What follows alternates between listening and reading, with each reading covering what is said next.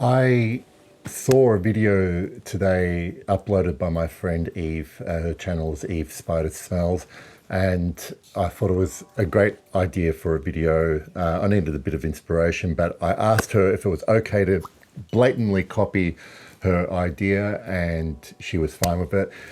It was about reference perfumes, reference scents.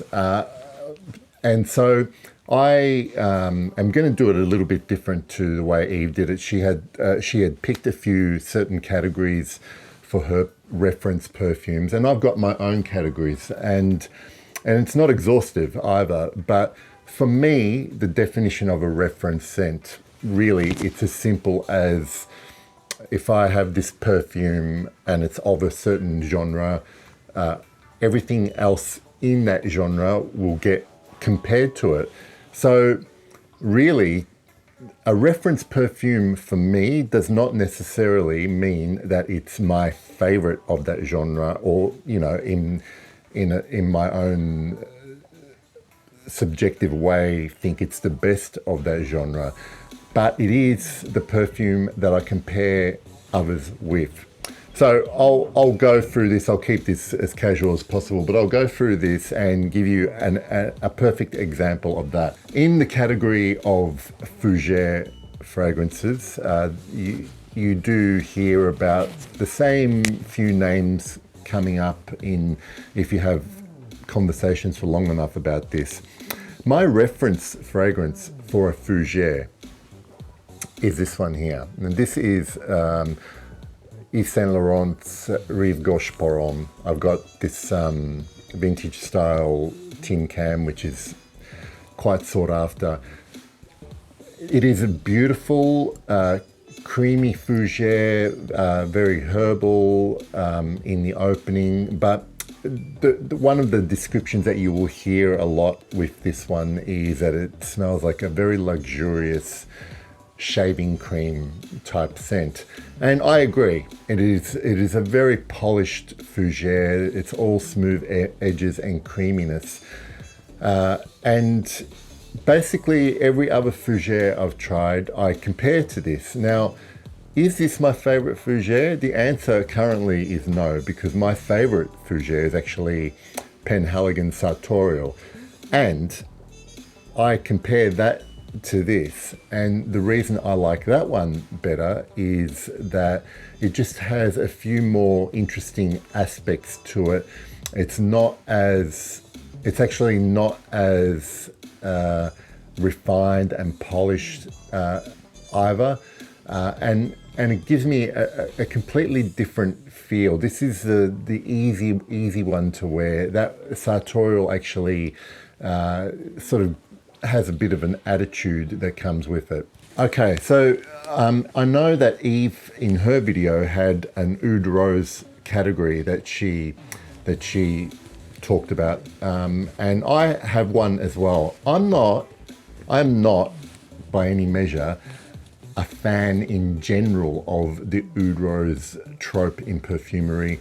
I have enjoyed a few of them, but really, to me, ultimately, they all end up being more a rose bolstered by some form of oud, whether it be synthetic or natural. My Oud Rose reference now is actually from Diptyque. This is Oud Paleo, and the reason I like this one is actually because the oud, and I only have a sample of it, the oud is much more prominent, and it feels like I'm getting more facets of it in this one, and it also has that lovely, what I like is quite dirty oud, or stuff that has a little bit of character, if you like. And it is very prominent, and it doesn't allow the rose to ever dominate in the scent, although the rose is there, and I just think it's one of the more interesting Oud Rose combos that's out there on the market. So the next category that I want to talk about is Boozy fragrances. Now that is a very wide field of perfumes. you know, what is Boozy? I mean, there are different types of Boozy. But for me, my first love when it came to Boozy fragrances was Idole by the House of Luban. This one, I mean, I'm not even a rum drinker, but this Boozy note is based on rum. But for me, really, it's more about the feel as opposed to whether it really actually duplicates the smell of an authentic rum. I love the way this is combined with spices and very dark woody notes. And, you know, these days I'm not a lot into Boozy fragrances per se, but this stays in my collection and it's always a pleasure to wear. Okay, when it comes to ambers, I'm not going to spend too much time on this one.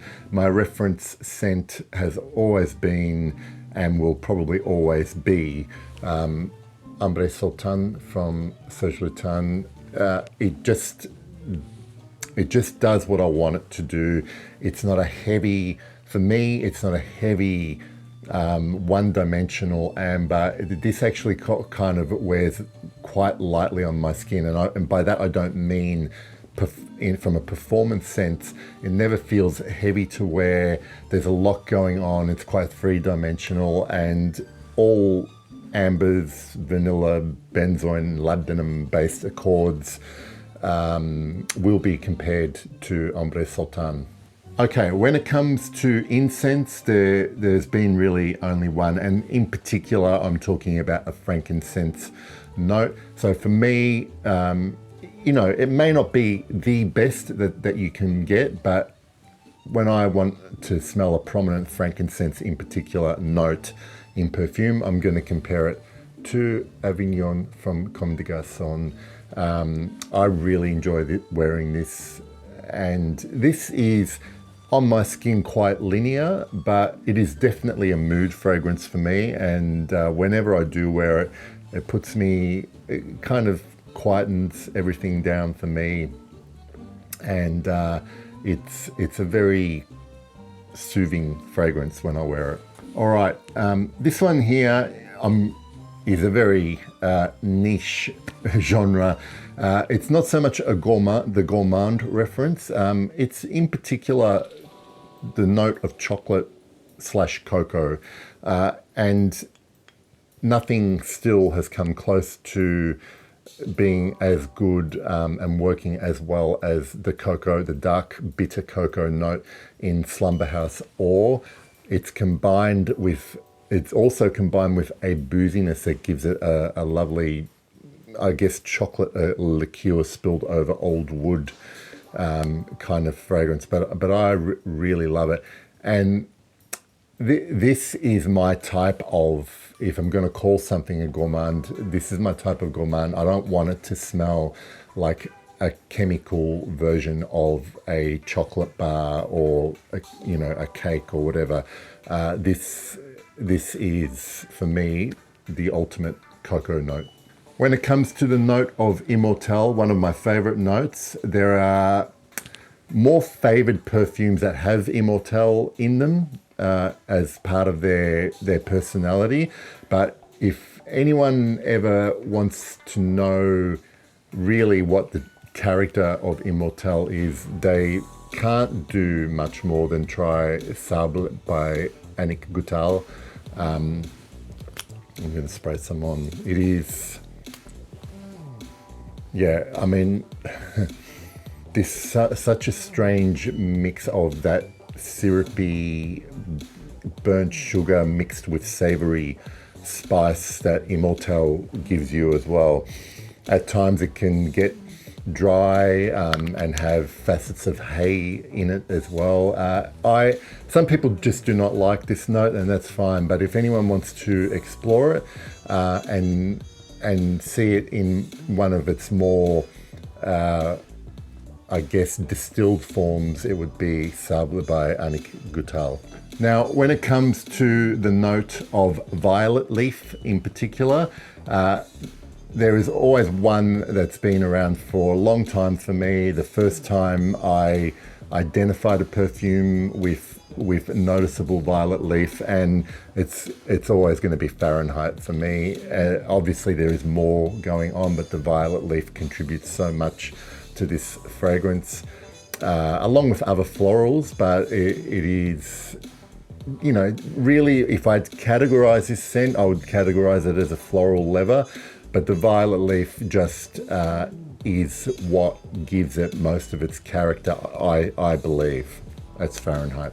Okay, when it comes to leathers, I've tried lots of leathers. There are a lot of great leathers, but now I think, when I think of leather, I usually think of very, you know, leather, clean, new, luxurious, classic, and that to me is, I don't know if you can see that, Floris Leather Oud.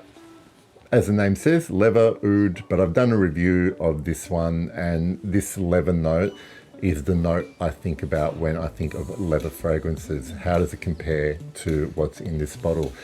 Early on for me, it used to be something like Tuscan leather, but it's now become Floris Leather Oud. All right, I've got one more category to talk about, and this is tobacco. Now, for a long time, it seemed to me that I was chasing this particular tobacco note that I couldn't find. All I would smell when I'd smell tobacco scents was some kind of sweet concoction that usually involved a lot of tonka or honey or something. It always ended up being quite sweet. You know, things like Pure Havane, even Xerjoff Naxos was really, you know, a kind of miss for me. It wasn't the tobacco of my memory growing up, and that memory revolved around my grandfather, who was quite the smoker, and he would buy fresh tobacco pouches from, you know, that you could just buy anywhere, supermarkets, tobacconists, and it was that smell that I was really after, minus all that extra sweetness in fragrances. And I think I have now found one that gives me that particular tobacco note. This one here is called Tobacco Jam. It's from an Australian indie house called Criminal Elements. And seriously, this is, to me, now my reference tobacco note. This comes along with a very nice leather, kind of rough suede accord. And if there is any sweetness, it's more of a berry sweetness, because there is a raspberry note in here that never ever takes over from the leather and tobacco, and I love that the fact that tobacco is warm and toasty, and at times the line is blurred between whether I'm smelling the leather or the tobacco. It's that well blended, and I really, really, really enjoy it. So much so that I'll probably make this my first bottle purchase from Criminal Elements, but that's Tobacco Jam. All right, that's it for my reference perfumes. I'd like to know yours in the comments. I'll leave a link to Eve's video in the description below. And as always, thank you for watching. I'll see you later. Bye.